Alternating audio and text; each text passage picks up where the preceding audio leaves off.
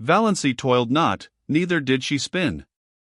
There was really very little work to do.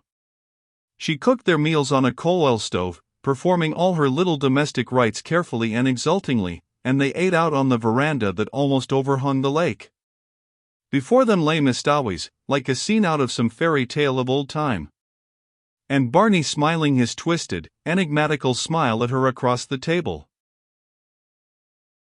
"What have you old Tom picked out when he built this shack?" Barney would say exultantly. Supper was the meal Valancy liked best. The faint laughter of winds was always about them, and the colors of Mistawis, imperial and spiritual, under the changing clouds were something that cannot be expressed in mere words. Shadows, too. Clustering in the pines until a wind shook them out and pursued them over Mistawis. They lay all day along the shores, threaded by ferns and wild blossoms. They stole around the headlands in the glow of the sunset, until twilight wove them all into one great web of dusk. The cats, with their wise, innocent little faces, would sit on the veranda railing and eat the tidbits Barney flung them. And how good everything tasted!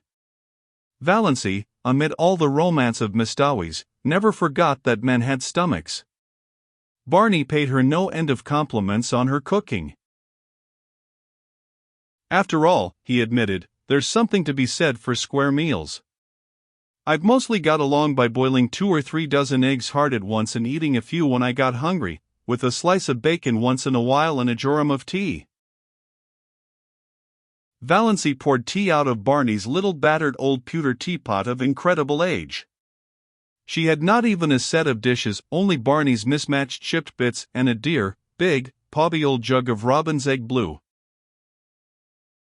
After the meal was over they would sit there and talk for hours, or sit and say nothing, in all the languages of the world, Barney pulling away at his pipe, Valancy dreaming idly and deliciously, gazing at the far-off hills beyond Mistawis where the spires of firs came out against the sunset. The moonlight would begin to silver the Mistawis' dusk. Bats would begin to swoop darkly against the pale, western gold. The little waterfall that came down on the high bank not far away would, by some whim of the wildwood gods, begin to look like a wonderful white woman beckoning through the spicy, fragrant evergreens. And Leander would begin to chuckle diabolically on the mainland shore. How sweet it was to sit there and do nothing in the beautiful silence, with Barney at the other side of the table, smoking. There were plenty of other islands in sight, though none were near enough to be troublesome as neighbors. There was one little group of islets far off to the west which they called the Fortunate Isles. At sunrise they looked like a cluster of emeralds, at sunset like a cluster of amethysts. They were too small for houses, but the lights on the larger islands would bloom out all over the lake, and bonfires would be lighted on their shores, streaming up into the wood shadows and throwing great, blood-red ribbons over the waters. Music would drift to them alluringly from boats here and there, or from the verandas on the big house of the millionaire on the biggest island. "Would you like a house like that, Moonlight?" Barney asked once, waving his hand at it. He had taken to calling her Moonlight, and Valancy loved it. "No," said Valancy, who had once dreamed of a mountain castle 10 times the size of the rich man's cottage and now pitied the poor inhabitants of palaces. "No. It's too elegant. I would have to carry it with me everywhere I went. On my back like a snail. It would own me, possess me, body and soul. I like a house I can love and cuddle and boss. Just like ours here. I don't envy Hamilton Gossard, the finest summer residence in Canada. It is magnificent, but it isn't my blue castle." Away down at the far end of the lake they got every night a glimpse of a big, continental train rushing through a clearing. Valancy liked to watch its lighted windows flash by and wonder who was on it and what hopes and fears it carried.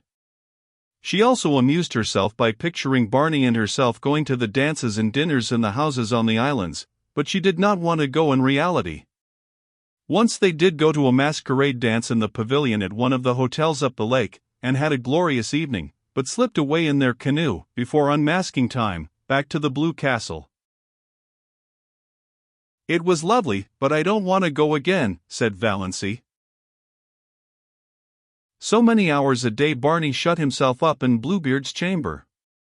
Valancy never saw the inside of it. From the smells that filtered through at times she concluded he must be conducting chemical experiments or counterfeiting money. Valancy supposed there must be smelly processes in making counterfeit money.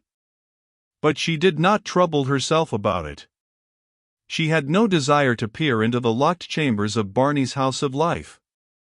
His past and his future concerned her not. Only this rapturous present. Nothing else mattered. Once he went away and stayed away 2 days and nights. He had asked Valancy if she would be afraid to stay alone, and she had said she would not.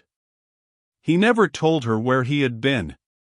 She was not afraid to be alone, but she was horribly lonely. The sweetest sound she had ever heard was Lady Jane's clatter through the woods when Barney returned. And then his signal whistle from the shore. She ran down to the landing rock to greet him, to nestle herself into his eager arms. They did seem eager. "Have you missed me, Moonlight?" Barney was whispering.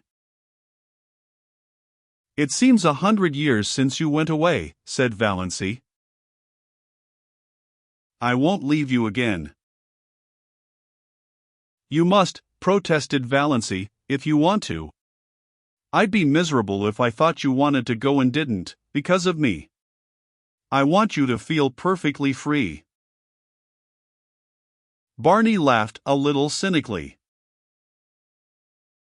"There is no such thing as freedom on earth," he said. "Only different kinds of bondages. And comparative bondages. You think you are free now because you've escaped from a peculiarly unbearable kind of bondage. But are you? You love me, that's a bondage."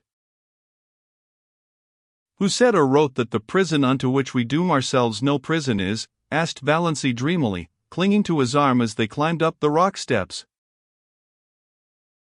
"Ah, now you have it," said Barney. "That's all the freedom we can hope for, the freedom to choose our prison. But, Moonlight," he stopped at the door of the Blue Castle and looked about him at the glorious lake, the great, shadowy woods, the bonfires, the twinkling lights. "Moonlight, I'm glad to be home again. When I came down through the woods and saw my home lights, mine gleaming out under the old pines, something I'd never seen before, oh, girl, I was glad. But in spite of Barney's doctrine of bondage, Valancy thought they were splendidly free. It was amazing to be able to sit up half the night and look at the moon if you wanted to.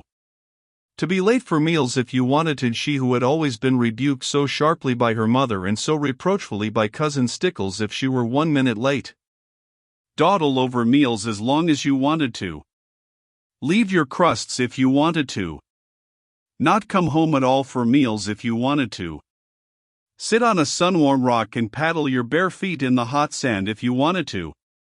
Just sit and do nothing in the beautiful silence if you wanted to. In short, do any fool thing you wanted to whenever the notion took you. If that wasn't freedom, what was?